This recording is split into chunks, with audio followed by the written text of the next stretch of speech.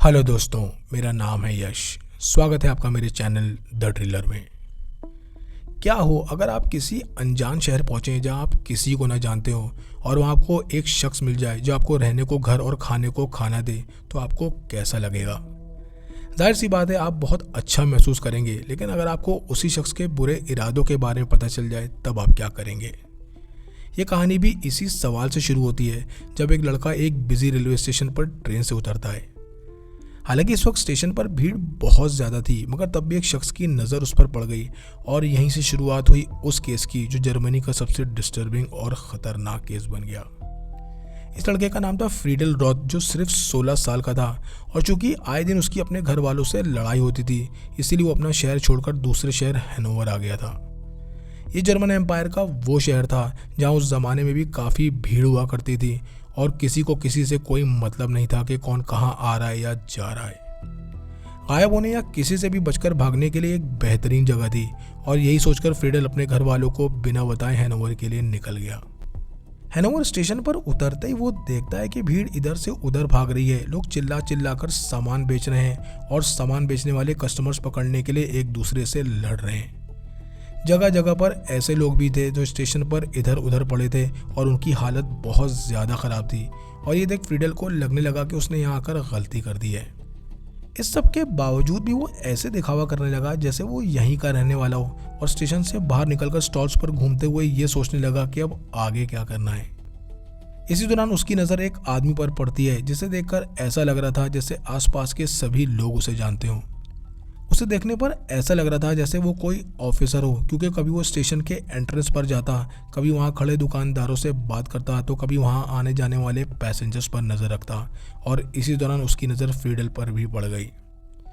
चूँकि फ्रीडल इस शहर में बिल्कुल नया था, इसीलिए इस वक्त उसके चेहरे पर कशमकश और परेशानी थी, जिसे ये शख्स भाप गया और फ्रीडल के पास जाकर कहता है कि तुम बहुत परेशान से लग रहे हो। ये सुनते ही फ्रीडल ने कहा कि वो यहाँ का नहीं है, और ये वो कहानी थी जो ये शख्स पहले भी सैकड़ों बार सुन चुका था। और ये सुनते ही उसकी आंखों में चमक आ गई। बहरहाल ये शख्स खुद को फ्रिट्ज हार्मन बताते हुए फ्रीडल से कहता है कि वो उसके लिए खाने और रहने का इंतजाम कर सकता है। क्योंकि फ्रीडल ने आसपास के ज़्यादातर लोगों को फ्रिट्ज हार्मन से बात करते हुए देखा था, और वो बात भी इस तरह से कर रहा था जैसे वो स्टेशन के आसपास ही काम करता हो, इसलिए हिचकिचाते हुए वो फ्रिट्ज के ऑफर के लिए मान गया। क्योंकि इस वक्त वो बहुत भूखा था, उसे ठंड भी लग रही थी और उसके कपड़े भी बहुत गंदे थे, इसलिए जब फ्रिट्ज ने उसे अपने पीछे आने के लिए कहा तो वो चुपचाप उसके पीछे चल दिया। वो दोनों स्टेशन से थोड़ी दूरी पर ही एक अपार्टमेंट की तरफ निकल गए जहाँ पतली पतली गलियाँ थीं और सभी घर एक दूसरे के आसपास थे। बहरहाल घर के बाहर पहुँचते ही फ्रिट्ज ने जेब से चाबियाँ निकाली और दरवाज़ा खोलकर दोनों घर के अंदर चले गए। मगर दरवाज़ा बंद होने के बाद क्या हुआ ये कोई नहीं जानता, और सितंबर 1918 के उस दिन के बाद फ्रीडल ना तो किसी को दिखाई दिया और ना ही उसके बारे में किसी ने सुना। उधर फ्रीडल के ना मिलने से उसकी फैमिली परेशान हो गई और वो उसे ढूंढना शुरू करते हैं, और इसी तलाश में वो भी हैनोवर तक पहुंच गए। स्टेशन के बाहर कुछ लोगों से पूछताछ करने पर उन्हें पता चला कि फ्रीडल को आखिरी बार जिस शख्स के साथ देखा गया था वो 27 सेलर्स स्ट्रास पर रहता है। बहरहाल फ्रीडल की फैमिली उस शख्स यानी फ्रिट्ज से कांटेक्ट करने का फैसला करते हैं जिसके साथ उनका बेटा आखिरी बार देखा गया था। फ्रीडल की फैमिली अपने साथ 2 पुलिस ऑफिसर्स लेती है और वो सभी फ्रिट्जमैन के घर की तरफ निकल गए। वहाँ पहुँचते ही उन्होंने देखा कि फ्रिट्ज बेड पर लेटा है और उसके साथ एक 13 साल का लड़का है जो आधा नंगा था। ये काफ़ी था फ्रिट्ज को गिरफ्तार करने और उसके घर की तलाशी लेने के लिए, क्योंकि वो एक माइनर को असॉल्ट कर रहा था। मगर पुलिस ने ठीक से इस घर की तलाशी नहीं ली और फ्रिट्ज को गिरफ्तार करके वहाँ से चले गए।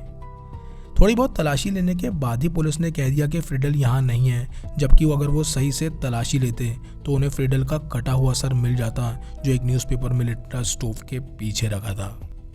कहानी में आगे बढ़ने से पहले हमें फ्रिट्ज की ज़िंदगी में जाना होगा कि उसका बचपन कैसे गुजरा और वो इन क्राइम्स में कैसे शामिल हुआ। फ्रिट्ज का बचपन एक ऐसे घर में गुजरा जहाँ चीज़ें शुरू से ही सही नहीं थी, और उसका जन्म 1879 में हैनोवर में हुआ, जिसमें वो अपने 6 भाई बहनों में सबसे छोटा था। उसके बाप का नाम ओली था, जो अक्सर उसकी माँ और बाकी भाई बहनों को मारता पीटता था। कुछ वक्त तक उसने रेलवे में काम भी किया, मगर जब फ्रिट्ज की माँ जोहाना को जायदाद में से कुछ पैसे मिले, ओली ने फैसला कर लिया कि अब वो काम नहीं करेगा। हालांकि ये इतने पैसे नहीं थे जिससे वो अमीर हो जाएं, मगर इससे उनके खर्चे आसानी से चल रहे थे और अली ने इस बात का भरपूर फ़ायदा उठाया।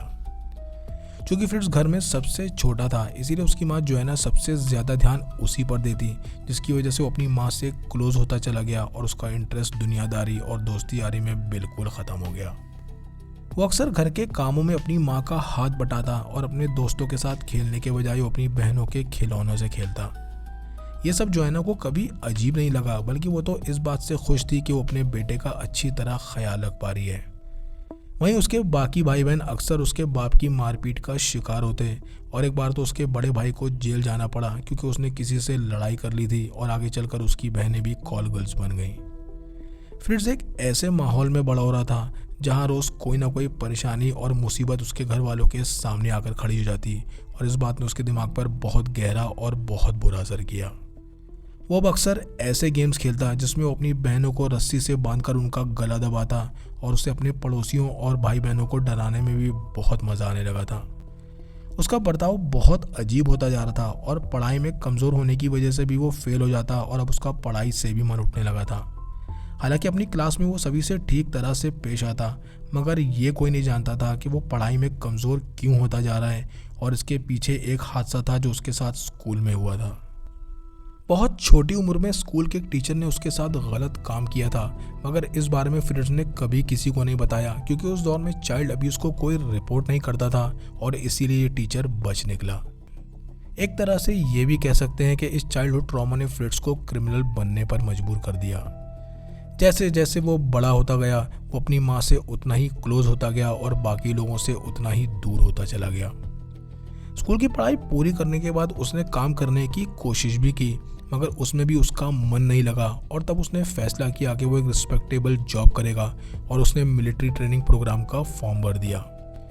ऐसा लगने लगा जैसे उसे अपनी ज़िंदगी का रास्ता मिल गया हो, मगर यह भी कुछ वक्त के लिए ही था। कुछ हफ्ते ट्रेनिंग में गुजारने के बाद फ्रिट्ज को दौरे पड़ने लगे जिसमें वो अचानक बेहोश होकर गिर जाता और डॉक्टर्स की रिपोर्ट के मुताबिक ये साबित हो गया कि वो मिलिट्री के लिए फिट नहीं है। बहरहाल उसी साल नवंबर में उसे घर वापस भेज दिया गया और मिलिट्री के जरिए अपनी एक पहचान बनाने का उसका सपना भी टूट गया। वापस आने के बाद उसने हैनोवर में एक सिगार फैक्ट्री में जॉब पकड़ ली, मगर ये जॉब भी ज़्यादा दिन तक नहीं चल पाई। फ्रिट्ज एक कश्मकश में फंस गया था जिसमें ना तो वो एक जगह टिककर काम कर पा रहा था और ना ही उसे अपने बाप की मारपीट बर्दाश्त थी और इसीलिए उसका बर्ताव दिन ब दिन बहुत अजीब और ख़तरनाक होता जा रहा था। महज 16 साल की उम्र में ही उसने अपने से बहुत कम उम्र के लड़कों को टारगेट करना शुरू कर दिया, जिसमें वो उन्हें गिफ्ट्स और चॉकलेट्स का लालच देकर बिल्डिंग के कोने या बेसमेंट में लेकर जाता और फिर उनके साथ गलत काम करता। यहीं से शुरुआत हुई फ्रिट्ज के उन गुनाहों की जिसके बाद उसने कभी पीछे पलट कर नहीं देखा।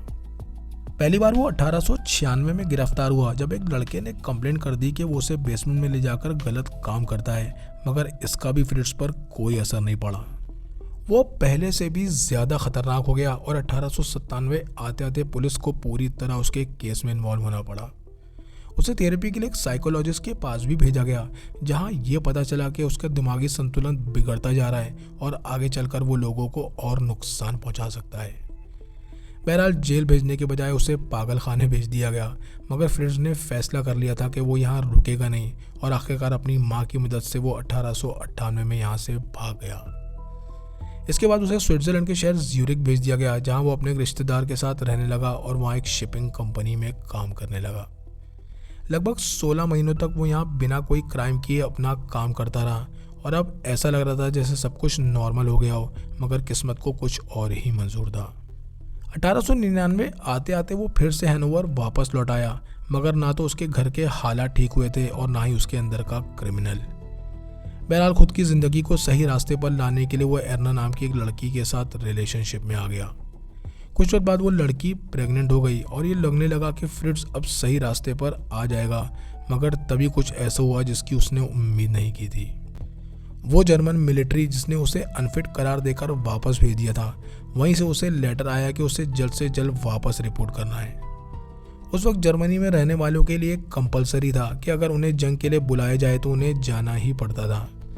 बहरहाल वो रिपोर्टिंग करने तो वापस चला गया, मगर वहाँ अक्सर वो बेहोश हो जाता जिसकी वजह से उसकी तबीयत ख़राब रहने लगी और 1902 आते आते उसे हैनोवर फिर से वापस भेज दिया गया। वापस आने के बाद उसने एरना से शादी कर ली, मगर ये शादी भी ज़्यादा दिन तक नहीं टिकी क्योंकि फ्रिट्ज को लगने लगा था कि एरना उसके साथ चीटिंग कर रही है। यहाँ से फ्रिट्ज ने क्राइम की दुनिया में एक ऐसा कदम रखा जिसके बाद उसने कभी पीछे मुड़कर नहीं देखा। अब वो एक के बाद एक क्राइम्स को अंजाम देने लगा, जिसमें कभी वो चोरी करता, कभी छोटे बच्चों के साथ गलत काम करता, तो कभी लड़ाई झगड़ा कर लेता। इस दौरान उसे जहाँ भी काम मिलता उसे वहाँ से निकाल दिया जाता क्योंकि हर बार वो कोई ना कोई गलत काम करते पकड़ा जाता।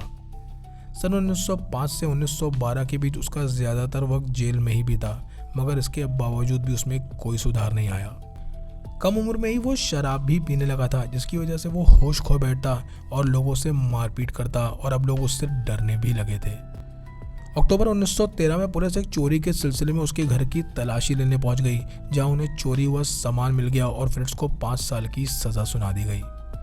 सन 1918 में जब वो जेल से बाहर आया, तब तक उसके आसपास की दुनिया पूरी तरह बदल चुकी थी क्योंकि वर्ल्ड वॉर 1 के बाद जर्मनी के हालात बहुत ज़्यादा ख़राब थे। काम की कमी थी और सड़कों पर हर जगह बेरोजगार लोग इधर से उधर घूम रहे थे। इसी दौरान दूसरे शहरों से लोग हैनोवर आने लगे ताकि उन्हें काम और खाना मिल सके, और चूंकि फ्रिट्ज के पास ना तो पैसे थे और ना ही फैमिली सपोर्ट, इसीलिए वो भी लोगों में शामिल हो गया। इन हालातों में क्राइम करना और भी ज़्यादा आसान हो गया, और चूंकि पुलिस इतनी भीड़ को संभाल नहीं पा रही थी, इसलिए चोरियां और ब्लैक मार्केट ट्रेडिंग हैनोवर में बहुत तेज़ी से बढ़ने लगे। इसी उथल पुथल के बीच फ्रिट्ज को एक मौका दिखाई दिया, और ये मौका उसे पुलिस से हाथ मिलाने के बाद मिला। असल में वो पुलिस का खबरी बन गया था, जिसमें वो दूसरे क्रिमिनल्स के बारे में इंफॉर्मेशन देता, और अब पुलिस भी उस पर भरोसा करने लगी। पुलिस ये नहीं जानती थी कि ये फ्रिट्ज की एक चाल है, क्योंकि अगर वो पुलिस का खबरी बना रहेगा तो पुलिस को ये नहीं पता चलेगा कि वो खुद क्या क्या क्राइम कर रहा है, और ये पैतरा काम कर गया। सन 1919 आते आते वो सेंट्रल स्टेशन पर ऐसे घूमने लगा जैसे वो खुद पुलिस ऑफिसर हो, जबकि था वो एक सिर्फ खबरी ही। इस स्टेशन के बाहर जो मार्केट थी, वहाँ ज़्यादातर लोग कोई ना कोई सामान बेचते ताकि वो कुछ पैसे कमा सकें, और ये मार्केट शिवम मार्केट के नाम से जानी जाती थी। यहाँ कपड़े, खाना, मीट, हर चीज़ मिलती थी, और ये पैसे कमाने के लिए एक बढ़िया मार्केट थी, जिसकी वजह से दूसरे शहरों के लोग यहाँ काम करने आते। अक्सर बाहर से आने वालों को खाना और रहने की जगह की ज़रूरत पड़ती, जिसका फ्रिट्ज ने भरपूर फ़ायदा उठाया। एक तरफ वो चोरी करने वालों और क्रिमिनल्स को रोकता, जिससे सबको यही लगता कि वो कोई ऑफिसर है, और इसी वजह से लोग उस पर आसानी से भरोसा कर लेते और उसके जाल में फंस जाते। हालांकि वो कई लोगों को अपना शिकार बना चुका था, मगर फ्रिडली वो पहला विक्टिम था जिसके गायब होने के बाद उसके घर की तलाशी हुई और वो पुलिस की नज़रों में आ गया। जैसा कि आपको याद होगा कि फ्रिडल फ्रिट्ज के साथ उसके घर चला गया था, जिसके बाद वो गायब हो गया, और जब पुलिस ने फ्रिट्ज के घर की तलाशी ली तो वो एक 13 साल के लड़के के साथ मिला था।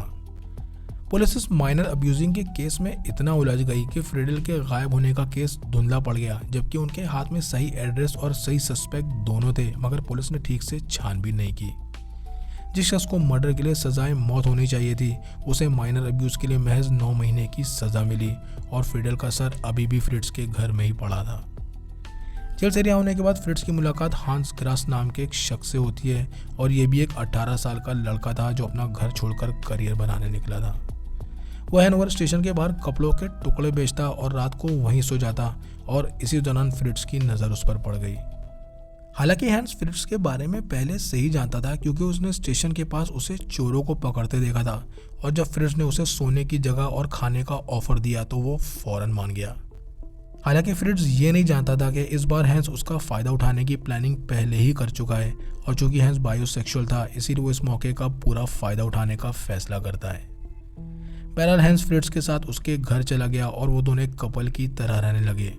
फ्रिट्ज को भी उससे बहुत लगाव हो गया, और हैंस को भी अपने सर के ऊपर एक छत मिल गई थी, और धीरे धीरे हैंस को यह एहसास होने लगा कि इस रिलेशनशिप में उसके पास बहुत पावर आती जा रही है। अगर उसे कोई भी जैकेट या जूते चाहिए होते तो फ्रिट्ज उसे किसी भी कीमत पर ला कर देता, और वो हैंस पर काफ़ी पैसे भी उड़ाता।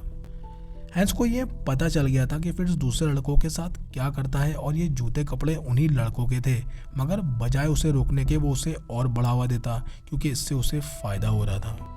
सन 1918 से 1924 के बीच फ्रिट्ज ने ज़्यादातर उन लड़कों को अपना शिकार बनाया जो घर से भागे हुए थे, या फिर जो अपने काम के सिलसिले में हैनोवर से होकर गुजरते। कुछ लड़के इनमें से टीनेज थे और कुछ 19 से 20 साल के, और इन सब ने एक ही गलती की कि उन्होंने गलत आदमी पर भरोसा कर लिया। वो उन्हें खाना और सोने की जगह का लालच देकर अपने घर ले जाता और घर पहुंचते ही वो कुछ ऐसा करता जिसकी वजह से फ्रिट्ज को हैनओवर का वैम्पायर कहा जाने लगा। पहले वो उन्हें खाना देता, जिसके बाद वो अपने बेड पर सोने चले जाते और नींद में ही वो इन लड़कों के गले में काट लेता। वो उनके गले को अपने जबड़े में दबाकर इतनी जोर से नोचता कि उनका दम घुटने लगता और खून निकलने की वजह से उनकी मौत हो जाती। लोगों को मारने के बाद वो उनके हाथ पैर अलग करता और बॉडी के अलग अलग टुकड़ों को नदी में फेंक देता। कुछ वक्त बाद वो ब्लैक मार्केट में मीट भी बेचने लगा, और चूंकि उसका मीट मार्केट में सबसे सस्ता था, इसलिए लोगों को शक होने लगा कि ये मीट नॉर्मल नहीं है। अफवाहें ये भी उड़ने लगी कि वो लोगों को मारकर उनका मीट बनाता है और फिर उसे मार्केट में बेचता है, मगर इस बात का कोई पुख्ता सबूत नहीं था। लेकिन ये बात भी सोचने वाली थी कि वो इतना सस्ता मीट बेच कैसे रहा था, क्योंकि इतने लोग हैनओवर आते जाते जिससे ये पता नहीं चलता कि कोई गायब हुआ है, और अगर उनकी फैमिलीज गायब होने की रिपोर्ट भी लगाती तो उनकी रिपोर्ट भी बाकी मिसिंग रिपोर्ट्स के नीचे दब जाती। फ्रिट्ज ने पुलिस के खबरी होने का बखूबी फ़ायदा उठाया और वो ये सब 6 सालों तक करता रहा। इस दौरान कई लड़के उसके घर के अंदर गए मगर फिर कभी बाहर नहीं निकले, और सन 1924 में कुछ ऐसा हुआ जिसने इस पूरी कहानी का रुख मोड़ दिया। इस साल कुछ बच्चों का एक ग्रुप लीन नदी के पास खेल रहा था और तभी उनकी नज़र एक तैरते हुए सर पर पड़ी। ये बात बहुत तेज़ी से हर जगह फैलने लगी और देखते ही देखते नदी के पास लोगों की भीड़ जमा हो गई। पहले तो लोगों को लगा कि ये किसी डूबते हुए शख्स का सर है, मगर थोड़ी ही दूरी पर उन्हें एक और सर तैरते हुए दिखाई दिया। इस बात से हर जगह हड़कंप मच गया और पुलिस ने मौके पर पहुंचकर अपनी छानबीन शुरू कर दी। छानबीन करते हुए अभी कुछ ही दिन हुए थे कि तभी पुलिस को नदी से एक थैला मिला जिसमें हड्डियां भरी हुई थी, और ये देख पुलिस समझ गई कि ये कोई एक्सीडेंट नहीं बल्कि कुछ और ही है। अब पुलिस नदी और आसपास के एरिया की और बारीकी से छानबीन शुरू करती है, और जो उन्हें मिला उसे देख उनके पसीने छूट गए। एक एक करके उन्हें सैकड़ों हड्डियां मिलती चली गईं, और जब फॉरेंसिक टीम ने हड्डियों की जांच की तब पता चला कि ये हड्डियां अलग अलग लड़कों की हैं जिनकी उम्र 16 से 20 साल के बीच है। उनके अंदाजे के मुताबिक ये लगभग 20 बॉडीज की हड्डियां थीं, और हड्डियों को देखकर ये साफ समझ आ रहा था कि इन्हें काट कर अलग किया गया है। ये खबर फैलते ही वो फैमिलीज पुलिस स्टेशन पहुंचने लगी जिनके बेटे गायब हुए थे, और वो पुलिस से सवाल करने लगे कि उनके बेटे कहाँ हैं। न्यूज़पेपर में खबर छपने से पुलिस पर प्रेशर बढ़ने लगा, और तब पुलिस उन लड़कों की लिस्ट बनाना शुरू करती है जिनकी पिछले कुछ सालों में मिसिंग रिपोर्ट्स लिखाई गई थी। पुलिस ने जब मिसिंग लड़कों की उम्र और उनके हुलिये की बिना पर उन्हें ढूंढना शुरू किया तब उन्हें पता चला कि इनमें से ज़्यादातर लड़के आखिरी बार सेंट्रल स्टेशन के पास देखे गए थे। ये मिसिंग केसेस इतने ज़्यादा थे कि बाहर से डिटेक्टिव्स बुलाने पड़े ताकि इन केसेस को सॉल्व किया जा सके, और अब पुलिस के सामने 6 साल पुराने केसेस थे जो उनकी लापरवाही से पेंडिंग थे। बाहर से आए डिटेक्टिव्स ने सबसे पहले मिसिंग लड़कों की लास्ट लोकेशन का पता लगाना शुरू किया, और बार बार एक ही नाम उनके सामने आने लगा, और वो था फ्रिट्ज, जिसके साथ ही लड़के आखिरी बार देखे गए थे। आसपास के लोगों का भी यही कहना था कि उन्होंने आखिरी बार इन लड़कों को फ्रिट्ज के साथ बात करते हुए देखा था, जिसके बाद वो गायब हो गए। ये पता चलते ही पुलिस छुपकर फ्रिट्ज पर नजर रखने लगी ताकि वो कहीं भाग न सके, और साथ ही साथ वो ये भी देख रहे थे कि वो स्टेशन के आसपास करता क्या है। एक शाम को उसका पीछा करते हुए पुलिस देखती है कि वो एक छोटे लड़के से बहस कर रहा था, और फिर ये बहस इतनी बढ़ गई जिसके बाद पुलिस को बीच में आना पड़ा, और फिर वो बहाने से उन दोनों को पूछताछ के लिए पुलिस स्टेशन ले आए। अब उनका मेन सस्पेक्ट उनकी हिरासत में था, और तब पुलिस फ्रिट्ज के घर पहुंचकर दोबारा बारीकी से छानबीन शुरू करती है। इस बार तलाशी में उन्हें खून से सने कपड़े मिले और वो सामान मिला जो फैमिलीज ने मिसिंग रिपोर्ट्स लिखाते वक्त बताया था। घर के एक हिस्से में जगह जगह खून के धब्बे थे, और ये खून पूरी तरह सूख चुका था, और ये देख पुलिस समझ गई कि यहाँ कुछ तो बहुत गलत हुआ है। इसी दौरान पुलिस फ्रिट्ज से पूछताछ भी शुरू कर देती है, जिसमें पहले तो वो हर बात को डिनाई करता रहा, मगर जब उसे घर से मिले सबूत दिखाए गए तो वो आखिरकार टूट गया। अपने कन्फेशन की शुरुआत करते हुए उसने बताया कि उसने कई जवान लड़कों को मारा है, और ये गिनती 30 से 40 के बीच थी। उसने ये भी बताया कि ये सब करने के लिए हांस उसे बढ़ावा देता था, क्योंकि हांस को उन लड़कों के जैकेट और जूते चाहिए होते थे, और फ्रिट्ज उन्हें मारकर ये सामान हांस को दे देता। बहरहाल बयान दर्ज होने के बाद फ्रिट्ज का ट्रायल शुरू हुआ और चूंकि इन मर्डर्स की खबर पूरे जर्मनी में फैल चुकी थी, इसीलिए ट्रायल के दौरान पूरा कोर्ट रूम लोगों से भरा हुआ था। लगभग 200 गवाहों ने कोर्ट में गवाही दी और महज 2 हफ्तों के अंदर ही ये केस अपने अंजाम तक पहुंच गया। 19 दिसंबर 1924 को इस केस का फैसला सुनाया गया, जिसमें फ्रिट्ज पर 24 मर्डर्स के चार्जेस लगाए गए और उसे सर धड़ से अलग करके मौत की सज़ा सुना दी गई। सज़ा सुनाने के बाद फ्रिट्ज बिल्कुल खामोश रहा और बिना कुछ भी कहे उसने अपनी सज़ा को एक्सेप्ट कर लिया। हांस पर भी फ्रिट्ज को उकसाने का मुकदमा चला और उसे भी मौत की सज़ा सुनाई गई, मगर अपनी सज़ा सुनते ही वो कोर्ट में बेहोश होकर गिर गया। 15 अप्रैल 1925 को कुछ लोगों की मौजूदगी में फ्रिट्ज का सर धड़ से अलग कर दिया गया, जिसके बाद उसके सेल से एक लेटर मिला जो उसने हांस के बाप को लिखा था। इस लेटर में यह लिखा था कि हांस को इन मर्डर्स के बारे में कुछ भी नहीं मालूम था और इसी लेटर की बिना पर दोबारा उसका ट्रायल शुरू हुआ, जिसमें उसके डेथ सेंटेंस को हटाकर उसकी सज़ा को 12 साल कर दिया गया। अपनी सज़ा काटने के बाद हांस 1938 में रिहा हो गया और फ्रिट्ज के मरने के बाद उसके दिमाग को एक टेस्ट के लिए ले जाया गया, जहां ये पता चला कि उसके ब्रेन में इन्फेक्शन हो गया था। सन 2014 तक उसके दिमाग को फॉर्मलाइड केमिकल में रखकर जर्मन मेडिकल स्कूल में रखा गया और फिर उसे डिस्पोज कर दिया गया। आपको ये कहानी कैसी लगी कमेंट सेक्शन में लिखकर ज़रूर बताएं। चैनल को लाइक और सब्सक्राइब करें। मिलते हैं नेक्स्ट वीडियो में।